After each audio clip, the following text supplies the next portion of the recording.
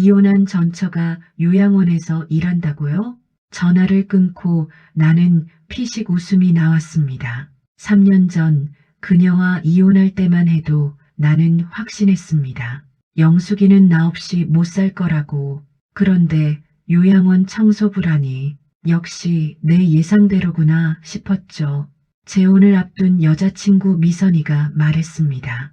오빠, 우리 한번 가볼까요? 거기 요양원 시설 좋다던데.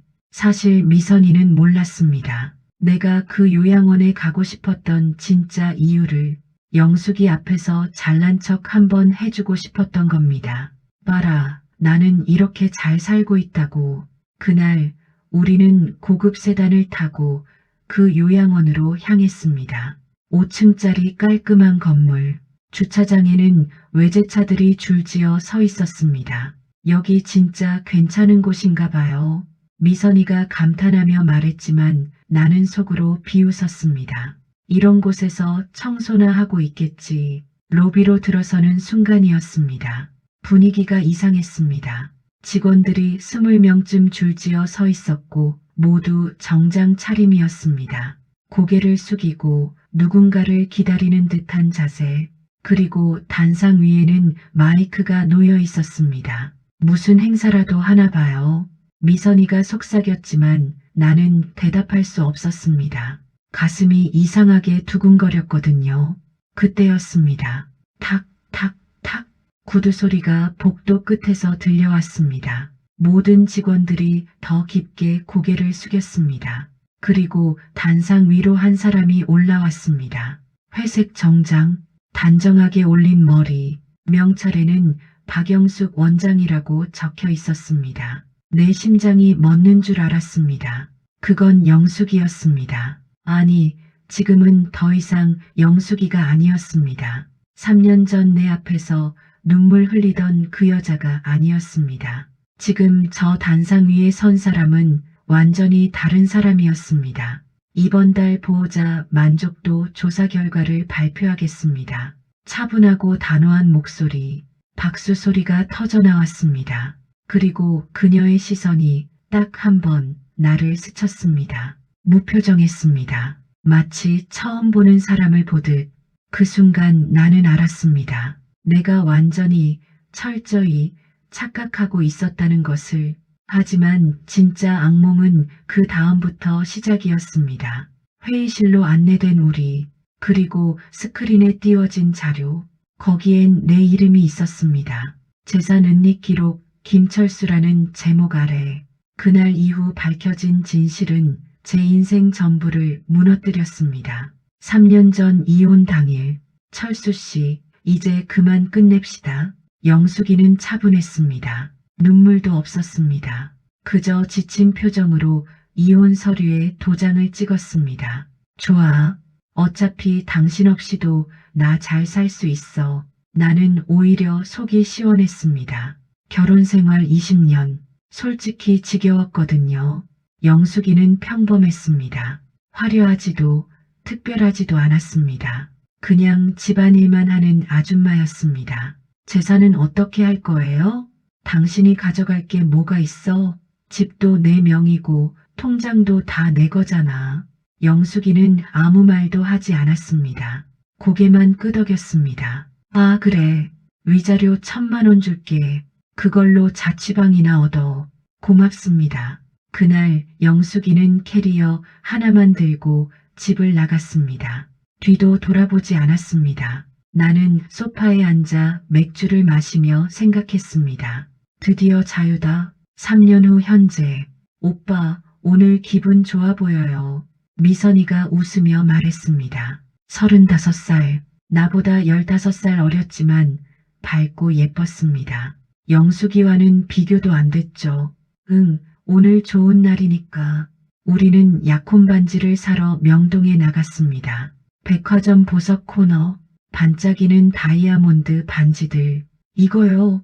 이거 너무 예쁜데요? 미선이가 300만 원짜리 반지를 가리켰습니다. 그래, 이거 사자. 계산을 하는데 옆에서 누군가 말을 걸었습니다. 철수 씨? 김철수 씨 맞죠? 돌아보니 옛날 동창이었습니다. 박상철, 오, 상철이, 오랜만이다. 아, 맞다. 철수 씨 이혼했다며? 영숙이 어떻게 지내? 글쎄, 잘 모르지. 연락 안 하는데. 아, 나 지난주에 봤어. 요양원에서. 그 순간 귀가 번쩍 뜨였습니다. 요양원? 청소하나? 청소? 아니, 뭔가 관리자 같던데 정장 입고 있더라고. 그래, 이상했습니다. 영숙이가 관리자라니. 고졸학력에 경력도 없는데. 집으로 돌아와서 나는 슬쩍 검색을 해봤습니다. 늘 푸른 실버타운. 상철이가 말했던 그 요양원.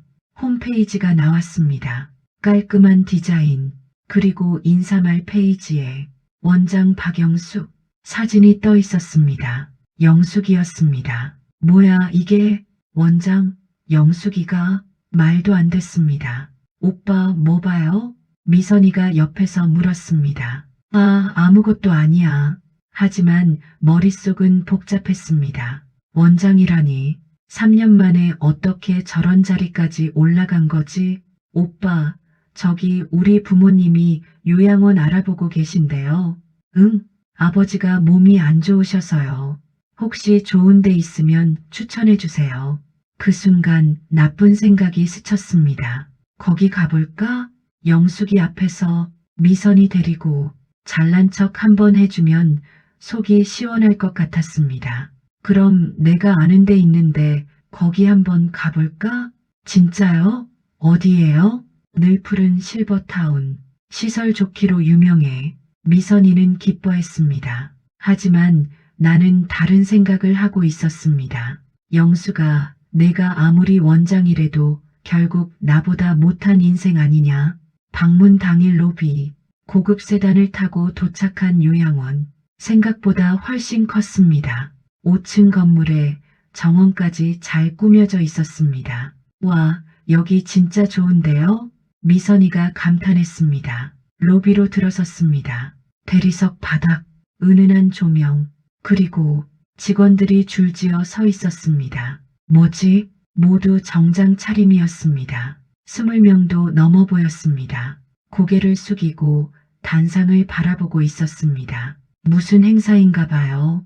미선이가 속삭였습니다. 그때 구두 소리가 들렸습니다. 탁, 탁, 탁. 복도 끝에서 누군가 걸어왔습니다. 모든 직원이 더 깊게 고개를 숙였습니다. 그리고 단상 위로 올라온 사람. 회색 정장, 단정한 머리, 명찰엔 박영숙 원장. 내 입이 떡 벌어졌습니다. 저건 영숙이었습니다. 하지만 3년 전에 그 영숙이가 아니었습니다. 눈빛이 달랐습니다. 자세가 달랐습니다. 말투가 달랐습니다. 이번 달 보호자 만족도 조사 결과입니다. 우리 늘푸르는 98.7점으로 전국 1위를 기록했습니다. 우레와 같은 박수, 이는 여러분 모두의 노력 덕분입니다. 감사합니다. 차분하고 단호한 목소리, 카리스마가 느껴졌습니다. 그리고 그녀의 시선이 나를 스쳤습니다. 딱 1초 무표정이었습니다. 마치 처음 보는 사람을 보듯. 오빠, 저 원장님 아는 사람이에요? 미선이가 속삭였습니다. 아니, 나는 거짓말을 했습니다. 그럼 이제 회의실로 이동하겠습니다. 오늘 방문하신 보호자분들도 함께 안내드리겠습니다. 직원 한 명이 우리에게 다가왔습니다. 안녕하세요. 상담 예약하신 분들이시죠? 이쪽으로 오세요.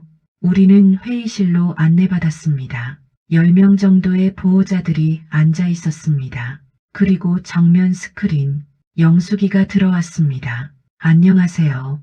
늘 푸른 실버타운 원장 박영숙입니다. 인사를 받고 프레젠테이션이 시작됐습니다. 시설 안내, 프로그램 소개, 비용 안내 모두 완벽했습니다. 그런데 마지막 슬라이드에서 투명 경영 부정 사례 고발이라는 제목이 떴습니다. 저희는 투명 경영을 실천합니다. 최근 적발된 부정 사례를 공개하겠습니다.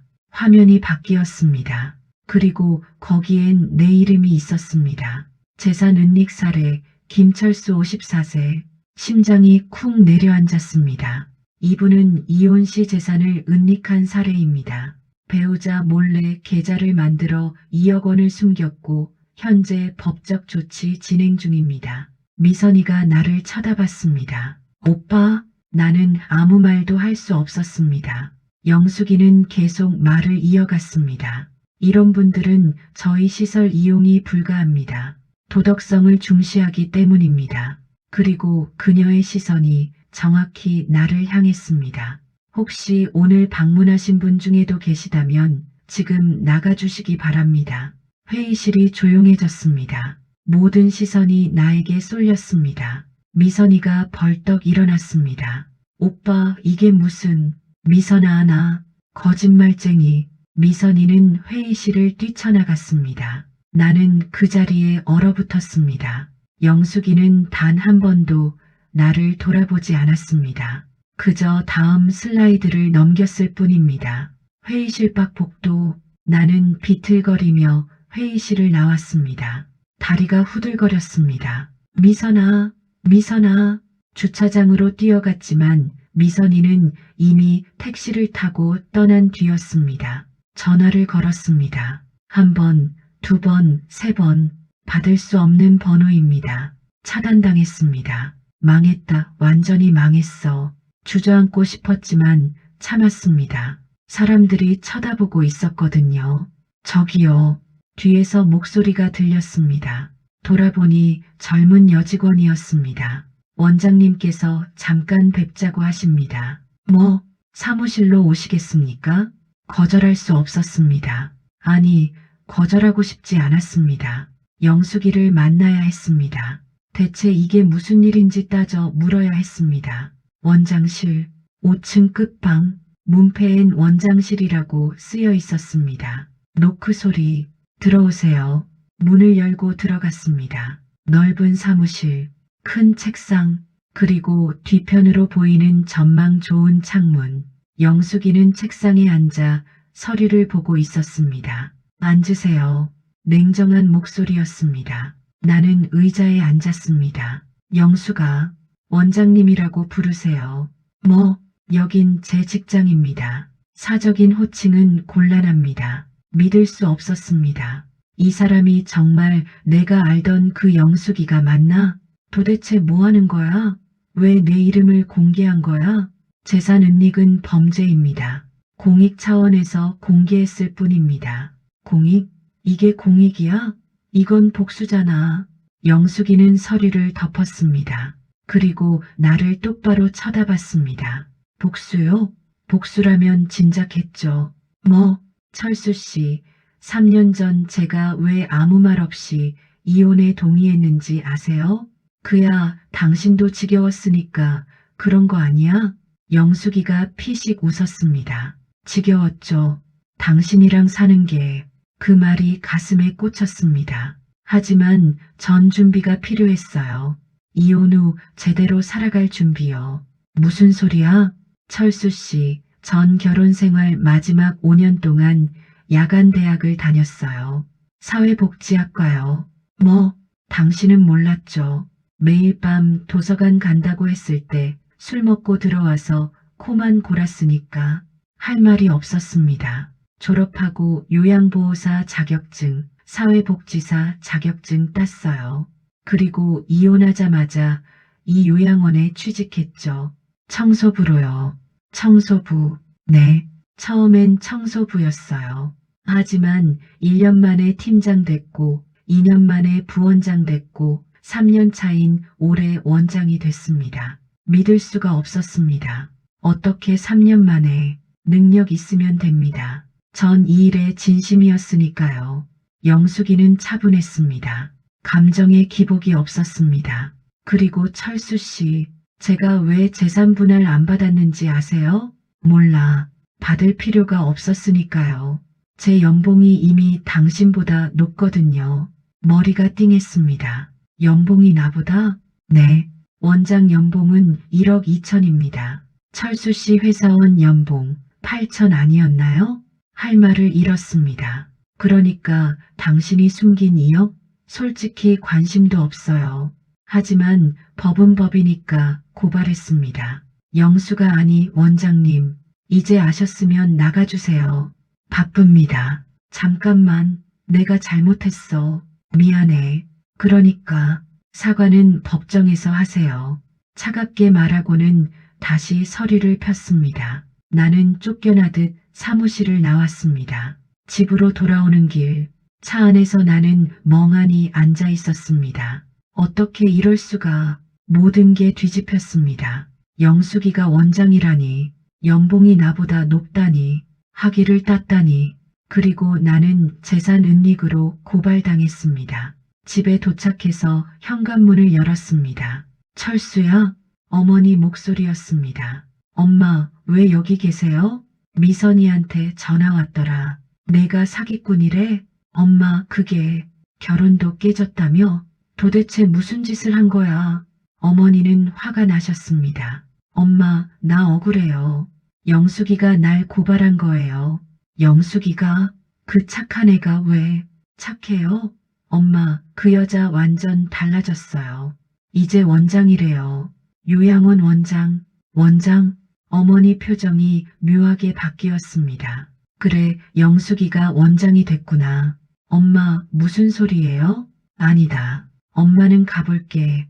어머니는 급히 집을 나가셨습니다. 뭔가 이상했습니다. 며칠 후 법원 출석 통지서, 우편함에 서류가 도착했습니다. 재산 은닉건 1차 조정 출석 통지. 날짜는 2주 뒤였습니다. 변호사를 선임해야 했습니다. 하지만 돈이 없었습니다. 미선이와 깨지면서 약혼금도 날렸고 회사에서도 소문이 나서 눈치가 보였습니다. 전화가 왔습니다. 철수야, 나다. 대학 동창 준호였습니다. 무슨 일이야? 야, 너 영숙이 원장 됐다며? 대박이다. 어떻게 알았어? 기사 떴어. 최연소 실버타운 원장 박영숙. 검색해봐. 급히 인터넷을 켰습니다. 정말 기사가 떠 있었습니다. 3년 만에 청소부원장 된 박영숙, 기적의 스토리. 사진도 있었습니다. 환하게 웃고 있는 영숙이. 댓글이 수백 개였습니다. 대단하시다. 진짜 멋있어요. 이런 분이 진정한 성공. 나는 화면을 껐습니다. 그날 밤 잠이 오지 않았습니다. 머릿속이 복잡했습니다. 내가 뭘 잘못한 거지? 솔직히 나쁜 남편은 아니었습니다. 바람 피운 것도 아니고 때린 것도 아니고 그냥 무관심했을 뿐입니다. 하지만 영숙이는 그걸 견디지 못했나 봅니다. 아니, 견딘 게 아니라 준비한 겁니다. 5년 동안 야간대학, 자격증, 취업, 승진, 모든 게 계획적이었습니다. 나는 그동안 뭘 한 거지? 술만 마시고 TV만 보고 영숙이 무시하고 그리고 이혼하고 나서도 영숙이를 깔봤습니다. 요양원 청소부나 하겠지 하면서 하지만 현실은 정반대였습니다. 나는 무너지고 있었고 영숙이는 날아오르고 있었습니다. 2주 후 법원 조정실, 조정 날짜가 왔습니다. 나는 변호사 없이 혼자 갔습니다. 돈이 없었거든요. 조정실 문을 열었습니다. 영숙이가 앉아 있었습니다. 옆엔 변호사, 앉으세요. 조정위원이 말했습니다. 오늘은 재산 은닉건에 대해 조정하겠습니다. 김철수 씨, 인정하십니까? 저는 그게 말이 나오지 않았습니다. 증거 자료입니다. 영숙이 변호사가 서류 뭉치를 내밀었습니다. 은행 거래 내역, 숨긴 계좌, 모든 게 다 기록돼 있었습니다. 이건 어떻게 이혼 전부터 알고 있었습니다. 영숙이가 차분히 말했습니다. 알고 있었으면서 왜 그때는 아무 말 안 했어? 말해봤자 당신 안 들었잖아요. 그래서 증거만 모았죠. 완벽했습니다. 나는 완전히 당한 겁니다. 김철수 씨, 합의하시겠습니까? 조정위원이 물었습니다. 합의하면 어떻게 되나요? 재산 은닉액 2억 원 전액 배우자에게 지급, 위자료 추가 5천만 원, 그리고 형사 고소 취하 2억 5천만 원이요? 네, 손이 떨렸습니다. 만약 합의 안 하면요? 형사 처벌받으시고 민사로 더 많은 금액 청구당할 수 있습니다. 선택의 여지가 없었습니다. 합의하겠습니다. 서류에 도장을 찍었습니다. 영숙이는 무표정하게 서류를 받았습니다. 수고하셨습니다. 그리고 일어나 나갔습니다. 나는 그 자리에 멍하니 앉아 있었습니다. 내 인생 정말 끝났구나. 합의 후 일주일 통장을 정리했습니다. 2억 5천만 원을 영숙이에게 송금하고 나니 남은 돈은 고작 3천만 원. 집도 팔아야 했습니다. 대출금 갚고 나면 손에 쥐는 돈은 거의 없었습니다. 망했다. 완전히 망했어. 회사에서도 소문이 났습니다. 저 사람 이혼 소송 진 거 알아? 재산 숨겼다며? 쯧쯧. 인간성 문제네. 동료들의 수군거림이 들렸습니다. 그리고 마침내 김철수 대리, 인사팀 좀 다녀오세요. 팀장이 차갑게 말했습니다. 인사팀, 대리님, 회사 이미지를 생각해서 권고사직 처리하겠습니다. 네, 권고사직이요? 법적 문제가 생긴 직원은 유지하기 어렵습니다. 하지만 합의했잖아요. 형사 처벌도 없었고요. 그래도 이미지가 죄송합니다. 그렇게 나는 회사에서도 쫓겨났습니다. 실업 3개월째 구직 활동을 시작했습니다. 하지만 50대 중반, 경력은 애매하고 이력서를 내도 연락이 없었습니다. 대리님, 저희는 좀 더 젊은 인재를 죄송합니다. 티오가 없어서요. 번번이 거절당했습니다. 돈은 점점 줄어들었습니다. 월세방으로 이사했습니다. 20평짜리 아파트에서 5평짜리 원룸으로.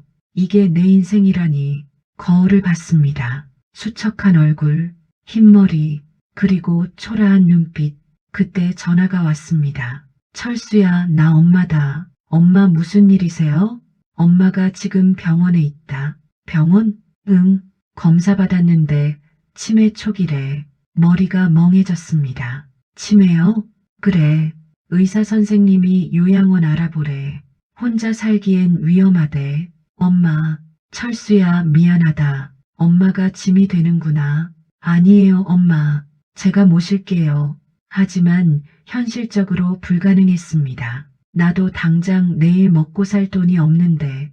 엄마, 요양원 알아볼게요. 그래, 고마워. 전화를 끊고 검색했습니다. 저렴한 요양원 몇 군데 나왔습니다. 하지만 시설이 낡고 후기도 안 좋았습니다. 좋은 곳은 비싸고 싼 곳은 형편없고 그때 문득 생각이 났습니다. 늘 푸른 실버타운, 영숙이의 요양원. 거기라면 엄마를 잘 모실 수 있을 텐데. 하지만 나는 그곳에서 쫓겨난 사람입니다. 게다가 영숙이와 나는 이제 남보다 못한 사이. 하지만 엄마를 위해서라면 용기를 내서 전화를 걸었습니다. 늘 푸른 실버타운입니다. 저 상담 예약하고 싶은데요. 성함이 어떻게 되세요? 김철수입니다. 잠시만요. 통화 대기음이 흘렀습니다. 한참 뒤에 죄송합니다. 상담이 어렵습니다. 왜요?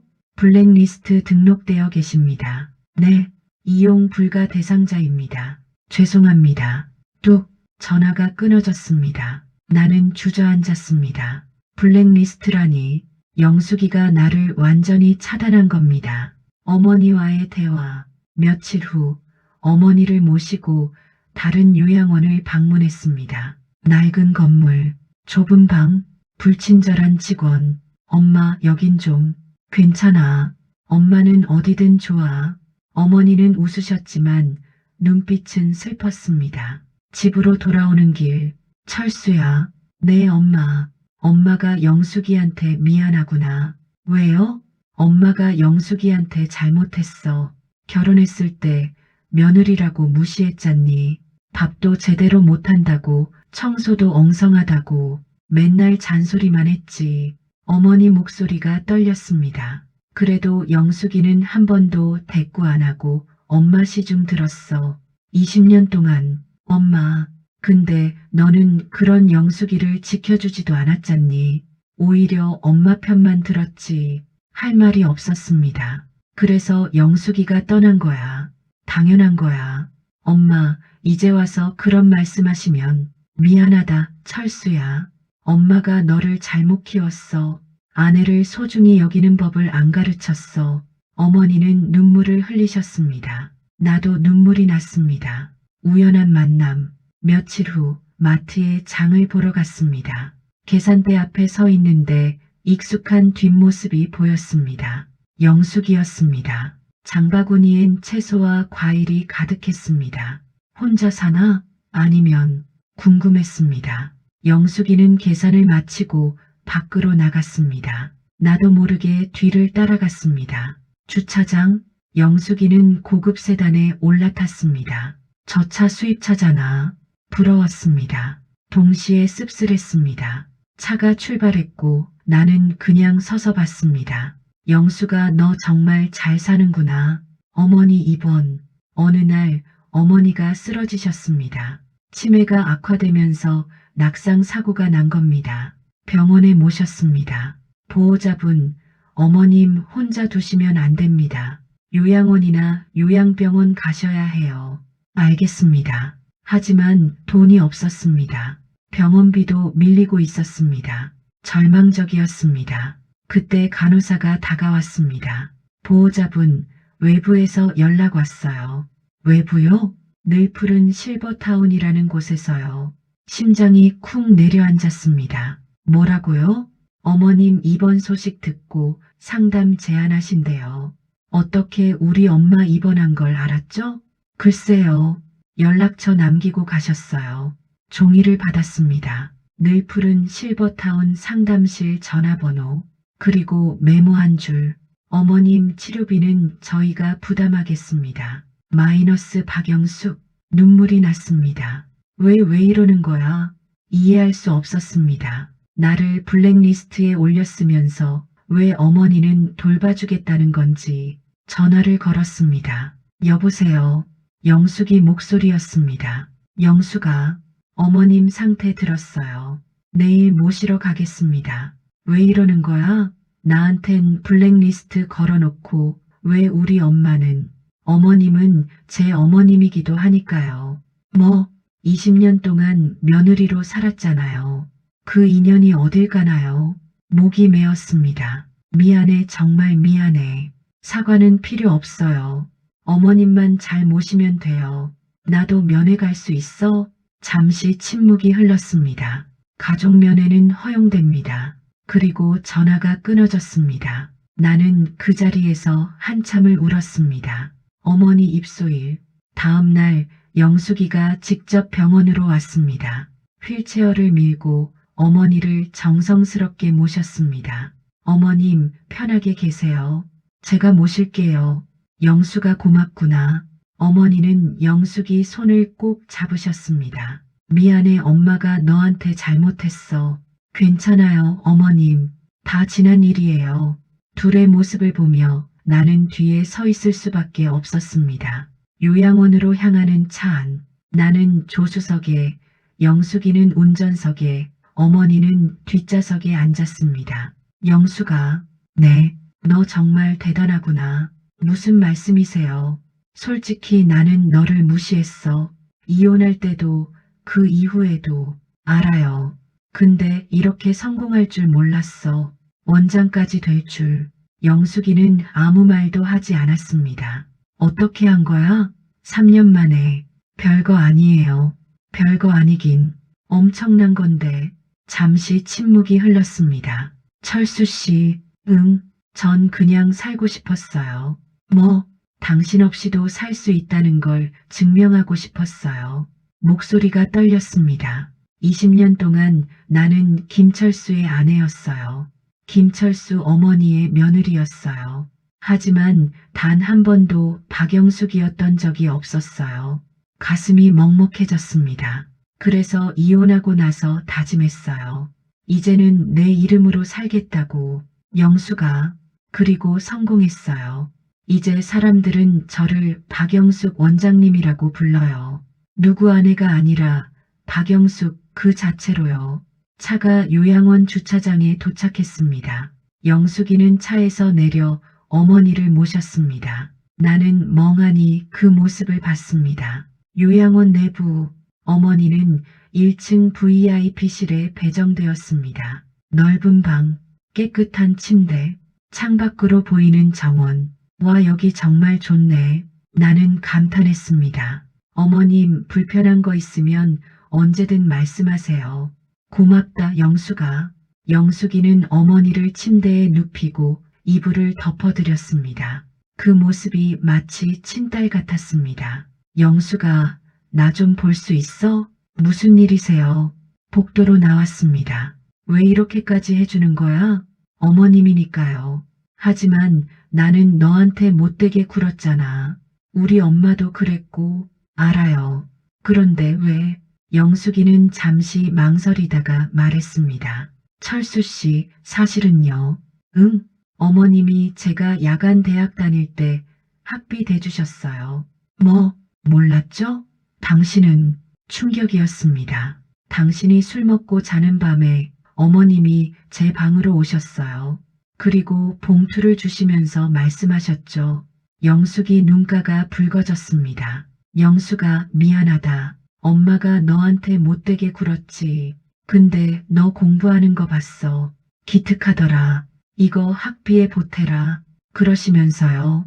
엄마가, 네, 5년 동안 매달 50만 원씩 주셨어요. 덕분에 학비 걱정 없이 졸업했어요. 할 말을 잃었습니다. 그래서 전 어머님께 은혜를 갚아야 해요.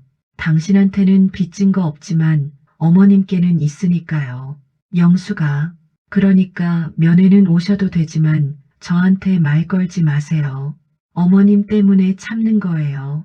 차갑게 말하고는 돌아섰습니다. 나는 그 자리에 멍하니 서 있었습니다. 어머니와의 대화.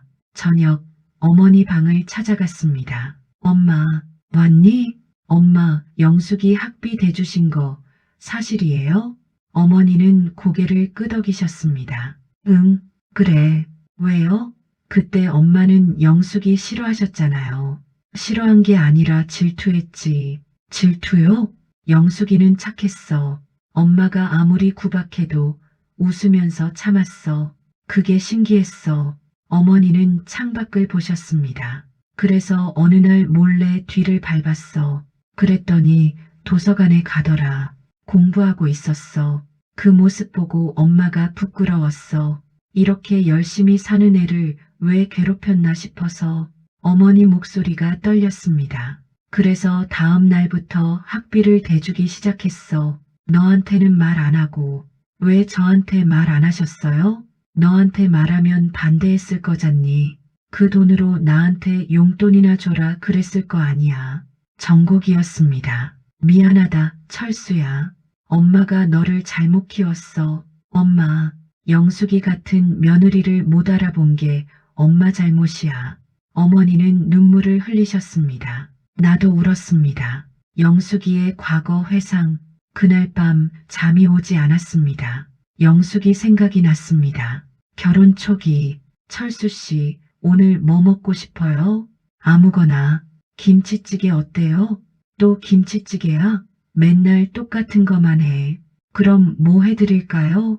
알아서 해. 귀찮게. 영숙이는 아무 말 없이 부엌으로 갔습니다. 그리고 결혼 10년 차. 철수 씨, 오늘 회사 어땠어요? 저 오늘 마트에서 시끄러워. TV 보는데. 영숙이는 입을 다물었습니다. 그리고 결혼 15년 차. 철수 씨, 저 야간 대학 다녀도 될까요? 뭐, 야간 대학? 나이가 몇인데? 배우고 싶어서요. 집안일이나 제대로 해. 공부는 무슨. 그날도 영숙이는 아무 말하지 않았습니다. 하지만 결국 다녔습니다. 내 허락 없이. 그때 나는 화를 냈어야 했습니다. 하지만 무관심했습니다. 어차피 오래 못 가겠지. 그게 내 생각입니다. 하지만 영숙이는 해냈습니다. 졸업하고 자격증 따고 취직하고 승진하고 원장이 되었습니다. 나 없이도. 아니, 나 때문에. 내가 영숙이를 성장시킨 건가?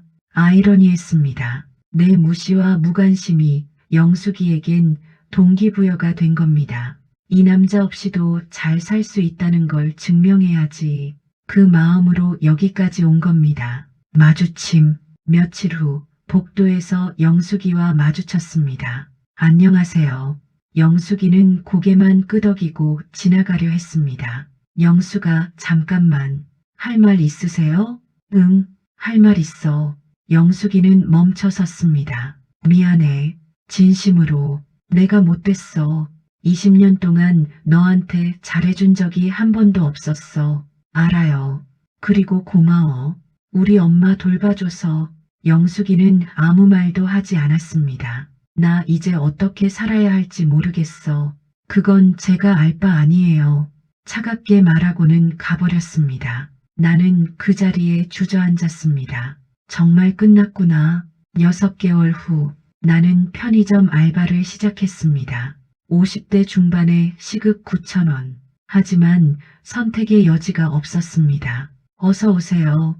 손님을 맞이하고 물건을 정리하고 청소를 했습니다. 한때는 회사 대리였던 내가, 하지만 불평하지 않았습니다. 이게 내가 받아야 할 대가라고 생각했습니다. 주말마다 어머니를 면회 갔습니다. 엄마, 오늘 기분 어때요? 좋아. 여기 밥도 맛있고 사람들도 친절해. 어머니는 많이 좋아지셨습니다. 영숙이의 요양원은 정말 훌륭했습니다. 영숙이는 어디 갔어? 원장님은 바쁘셔서요. 사실 영숙이는 일부러 피했습니다. 내가 올 때면 다른 층으로 가곤 했습니다. 우연한 목격. 어느 날 면회를 마치고 나가려는데 정원 벤치에 영숙이가 앉아 있었습니다. 혼자였습니다. 고개를 숙이고 뭔가 깊은 생각에 잠겨 있었습니다. 다가가려다가 멈췄습니다. 말 걸지 말라고 했지. 하지만 발이 떨어지지 않았습니다. 그때 영숙이가 고개를 들었습니다. 눈이 마주쳤습니다.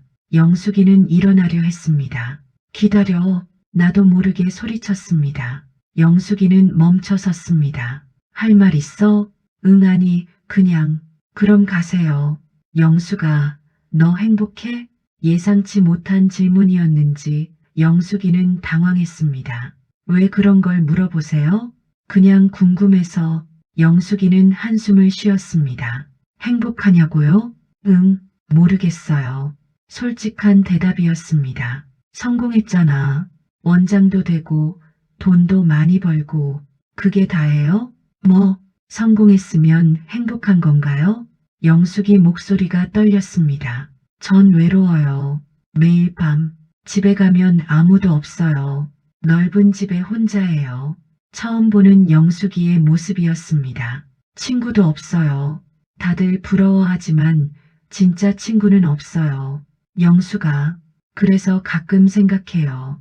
내가 뭘 위해 이렇게 사나 하고. 영숙이는 고개를 숙였습니다. 복수하고 싶었어요. 당신한테 잘 사는 거 보여주고 싶었어요. 그런데 막상 해보니까 허무하더라고요. 눈물이 뚝 떨어졌습니다. 왜냐면 당신은 이미 망해 있었거든요. 제가 뭘 더 해도 의미가 없었어요. 가슴이 찢어지는 것 같았습니다. 미안해, 정말 미안해. 사과는 필요 없어요. 그냥 이제 서로 잊고 살아요. 영수가, 너 없이 못 살 것 같아. 그건 제 문제가 아니에요. 영숙이는 일어났습니다. 안녕히 가세요. 그리고 사라졌습니다. 어머니의 마지막 말. 그날 밤 어머니한테서 전화가 왔습니다. 철수야, 엄마 좀 와봐. 왜요? 무슨 일 있어요? 그냥 보고 싶어서.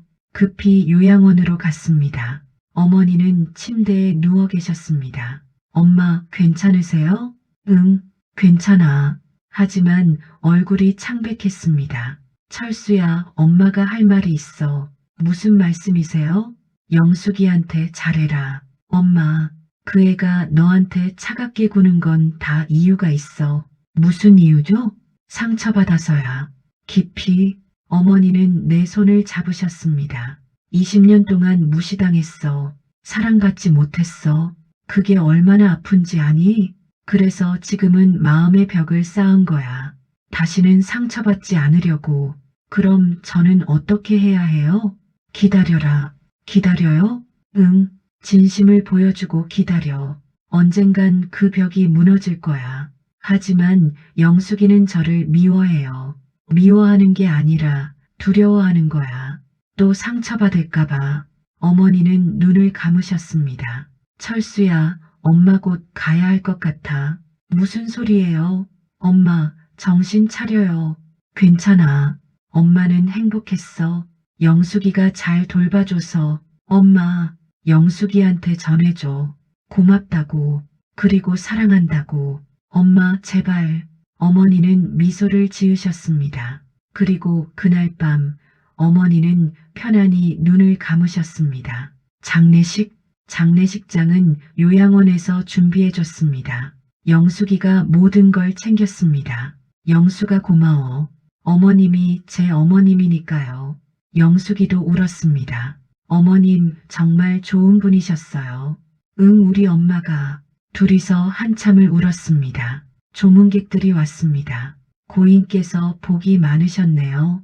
이렇게 효부를 두셨으니 사람들은 영숙이를 효부라고 불렀습니다. 나는 구석에 앉아 있었습니다. 부끄러웠습니다. 진짜 아들은 나인데 아들 역할은 영숙이가 하고 있었습니다. 3일장 후 장례를 마치고 영숙이와 단둘이 남았습니다. 영숙아, 네, 엄마 마지막 말씀 전해줄게. 무슨 말씀이셨어요? 고맙다고, 그리고 사랑한다고. 영숙이는 눈물을 흘렸습니다. 저도요 어머님 사랑했어요. 한참을 울고 나서 영숙아, 나 한 가지만 물어봐도 돼? 뭔데요? 너 진짜 나 완전히 잊을 수 있어? 영숙이는 대답하지 않았습니다. 나는 못 잊겠어. 너를. 20년을 같이 살았잖아. 그게 어딜 가. 철수 씨, 그건 나도 알아. 내가 못됐다는 거. 그래서 이제는 달라지고 싶어. 사람은 안 변해요. 변할 수 있어. 나 지금 편의점 알바하고 있어. 뭐요? 응, 시급 9,000원. 하루 8시간. 한 달에 150만 원 벌어. 영숙이는 놀란 표정이었습니다. 당신이 그런 일을? 응, 처음엔 자존심 상했어. 근데 지금은 괜찮아. 이게 내 현실이니까. 그리고 알았어. 일하는 게 얼마나 힘든지.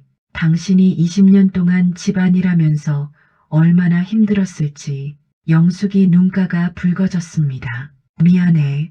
진심으로. 이제 와서 사과해도 늦었어요. 알아. 그래도 하고 싶었어. 둘 사이에 침묵이 흘렀습니다. 영수가 마지막으로 한 가지만. 뭔데요? 나 다시 시작할 수 있을까? 다시 시작? 응, 너랑. 영숙이는 고개를 저었습니다. 안 돼요. 그래, 알았어. 하지만, 응, 친구로는 가능할지도 몰라요. 심장이 뛰었습니다. 친구? 네, 20년의 인연을 완전히 지울 순 없으니까요. 영수가, 하지만 조건이 있어요. 뭐든지 할게. 1년 동안 증명하세요. 당신이 정말 변했다는 걸. 어떻게? 매주 이곳에 봉사 오세요.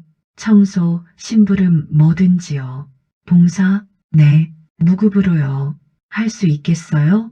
나는 고개를 끄덕였습니다. 할 수 있어. 꼭 할게. 그럼 1년 후에 다시 얘기해요.